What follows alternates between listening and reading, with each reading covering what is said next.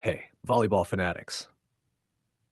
Welcome back to Red White Spikes, the podcast where we dive headfirst into the heart pounding, net shaking world of American volleyball.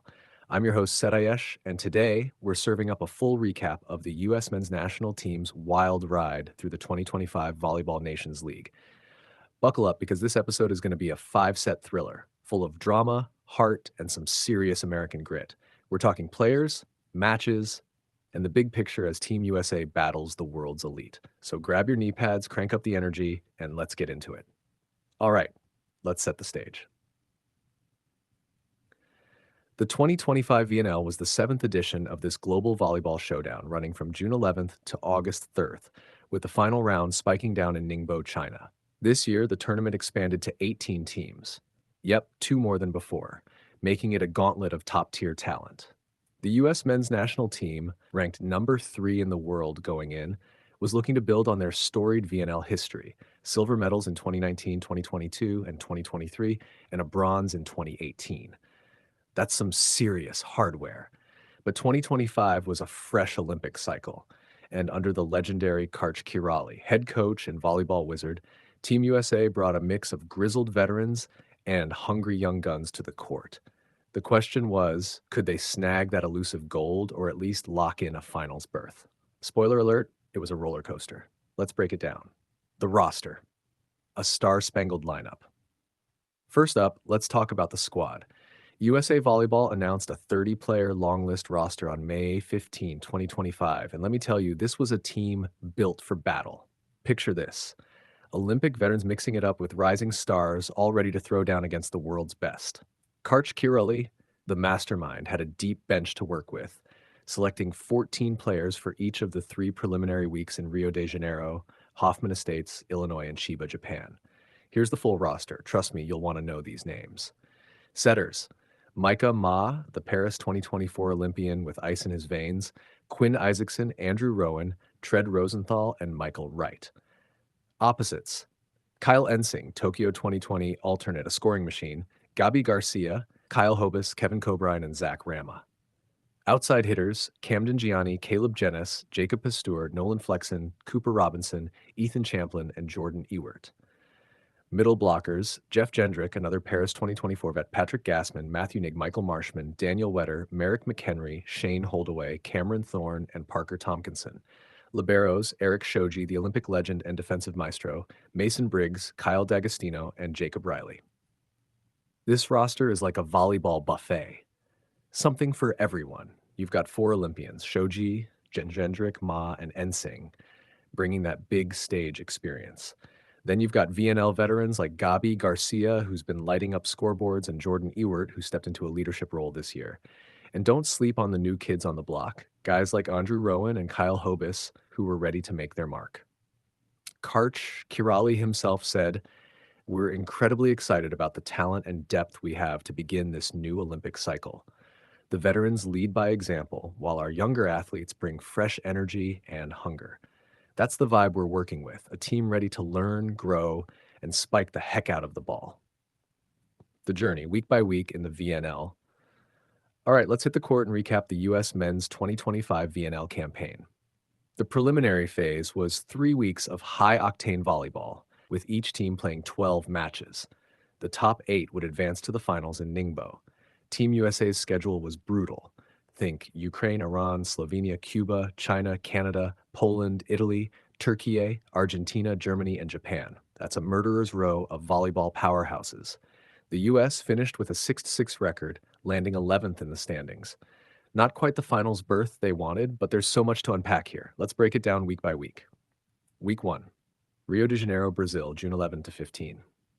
Week 1 was a samba-soaked showdown in Rio, and Team USA kicked things off at the Maracanazinho. They faced Ukraine, Iran, Slovenia, and Cuba. The vibe: hot, humid, and high pressure.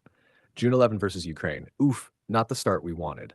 Ukraine came out swinging and swept the U.S. 3-0, 25-22, 25-20, 25-23. The Americans struggled to find their rhythm, and Ukraine's defense was like a brick wall. Tough one to swallow. June 12th versus Iran. Now, this was a banger. The U.S. pulled off an epic reverse sweep, coming back from 2 sets down to win 3-2, 1925, 21-25, 25-21, 25-23, 17-15. Kyle Hobus was the hero, dropping 19 points with 17 kills and 2 blocks. Talk about a breakout performance. This match showed the team's fight, down but never out. June 14 versus Slovenia. Slovenia, a VNL powerhouse, took this one 3-1, 25-22, 27-25, 20-25, 25-23. The US snagged a set, but Slovenia's precision was too much. Still, you could see the Americans starting to gel. June 15 versus Cuba. Team USA bounced back with a 3-1 win, 25-20, 22, 25-18, 18-25, 25-23. This was a statement game, showing they could hang with a physical Cuban squad. The offense was clicking, and the defense held strong. Week 1 wrapped with a 2-2 record. Not perfect, but that Iran comeback? Electric. And the Cuba win showed this team had heart. Karch was already mixing lineups, giving young guys like Hobus and Rowan court time to see what they could do. It was clear this was a learning year, but the potential was there. Week 2, Hoffman Estates, Illinois, June 25 to 29. Week 2 brought the boys home to Hoffman Estates, Illinois at the Now Arena. Playing in front of American fans, that's a whole different energy, the schedule. China, Canada, Poland, and Italy. Let's roll. June 25th versus China, another 5-set thriller. The US edged out China 3-2, 25-22, 21-25, 19-25, 25-16, 15-11. The home crowd was losing it, and the team fed off that energy. This win showed their resilience against a scrappy Chinese squad. June 26 versus Canada. Oh, baby. This was a clean sweep. The US took down Canada 3-0, 25-23, 25-22, 30-28, with Gabi Garcia going off for 19 points. That third set, a 30-28 nail-biter. The crowd was on their feet, and Garcia was serving looks and aces. June 28 versus Poland. Ouch. Poland, the eventual 2025 VNL champs, brought their A game and swept the US 3-0, 25-5-20, 25-21, 25-22. Majko Gierżot and Kewin Sasak were unstoppable for Poland, but the US fought hard, just couldn't close the gap. June 29th versus Italy, another tough one. Italy, who'd go on to win silver, swept the US 3-0, 25-21, 25-22, 25-18. Kamil Rychlicki sealed it with an ace, and Italy's defense was just too slick. The US looked a bit gassed after a long week. Week 2 ended with another 2-2 split, bringing the US to 4-4 overall.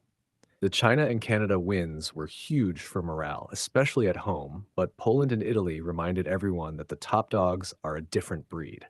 Gabi Garcia was a standout, and the crowd in Hoffman Estates brought the vibes. Karch kept rotating players, testing combos, and you could feel the team-building chemistry.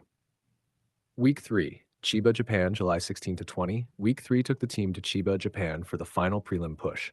With a 4-4 record, they needed wins to crack the top 8. The opponents, Turkey, Argentina, Germany, and Japan.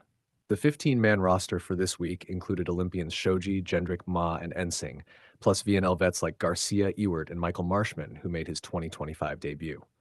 July 15 versus Turkey. Team USA started strong with a 3-0 sweep, 26-24, 25-21, 29-27.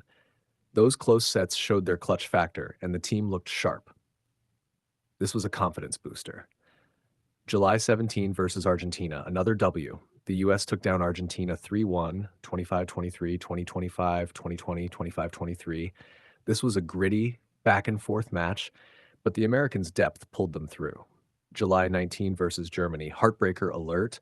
Germany outlasted the US in a 5-set epic 3-2, 20-22, 22-25, 17-25, 25-15, 15-12. The US fought back to win sets 2 and 3, but Germany's late surge was too much. July 20th versus Japan, the final match, and man, what a way to go out. Playing in front of a sellout Chiba crowd, the US fell to Japan 3-0, 25-21, 25-19, 25-23. Jordan Ewert led with 30 kills, Gabi Garcia had 10 points, and Cooper Robinson added 9 kills, but Japan's home energy and 44-28 kill advantage were overwhelming. Week 3 gave us a 2-2 record, landing the US at 6th overall and 11th in the standings with 17 points. They missed the finals as the top 8, Brazil, Italy, France, Japan, Poland, Slovenia, Cuba, and Iran, moved on, with Poland ultimately taking gold. But let's talk about that Japan match for a sec. Ewert called it bittersweet. noting the electric Japanese fans and the team's growth despite the loss. He said, "It's well known in volleyball that Japanese fans are some of the best in the world. They cheer for every point and are super loyal. That's the kind of atmosphere that makes you love this sport." The big picture. What did we learn? So, 6 to 6, 11th place, no finals berth. On paper, it's not the dream result for a team with Team USA's pedigree, but let's zoom out and think deep, like we do on Red White Spikes. This was the start of a new Olympic cycle, and Karch Kirali was playing the long game. He mixed lineups like a DJ spinning tracks, giving young players like Kyle Hobus, Andrew Rowan, and Cooper Robinson serious court time against elite teams. Karch himself said, "These are golden opportunities to play against the world's best. We learned a lot about who can do what. The only way to learn is to try stuff." That's a coach who's building for 2028, folks. Standout moments? Kyle Hobus's 19-point explosion against Iran was a hello world moment. Gabi Garcia's 19 points against Canada had the home crowd chanting USA. Jordan Ewert stepped up as a leader, dropping 13 kills in that final Japan match. And don't forget the veterans. Eric Shoji's digs, Micah Ma's sets, and Jeff Gendrick's blocks kept the team steady. Michael Marshman, the former St. Francis star, also got some love, making his 2025 VNL debut in Week 3 after playing in France's Pro League. This team was a blend of now and next, and that's exciting. The stats tell a story too. The US finished with 21 sets won, 24 lost, and a set ratio of 0.875. They scored 1,006 points but gave up 1,033, showing they were competitive but struggled with consistency. Against Japan, they got outkilled 44-28, and service errors hurt them in key moments. But those 5-set wins over Iran and China, that's the fight you want to see. What's the vibe check? This team was hungry. They faced a brutal schedule, Poland, Italy, Japan, Slovenia, and still went 500.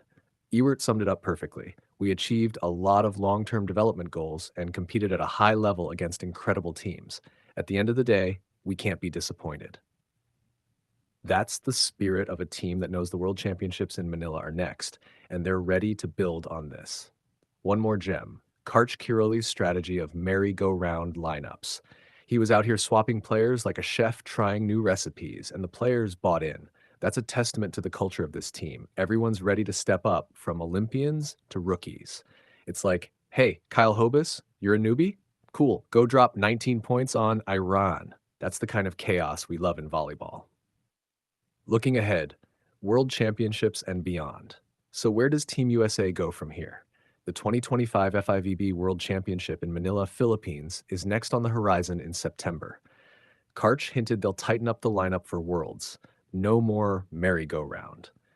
He said, "We will not play merry-go-round like that in World Championships. We wanted to learn a lot and now we can get more stable." Expect the core players, Shoji, Gendrick, Ma, Garcia, Ewert to lead, with young stars like Hobus and Robinson pushing for spots. The big picture is the 2028 Olympics in Los Angeles. This VNL was about planting seeds, and you can feel the potential. Will Kyle Hobus become a household name? Can Jordan Ewert carry the leadership torch? Will Karch Kirali's mad scientist approach pay off with a podium in Manila? These are the questions that keep us volleyball nerds up at night. Closing thoughts. All right, Red White Spikes fam, that's the recap of Team USA's 2025 VNL journey. They went 6 to 6, missed the finals, but showed heart, depth, and a whole lot of promise.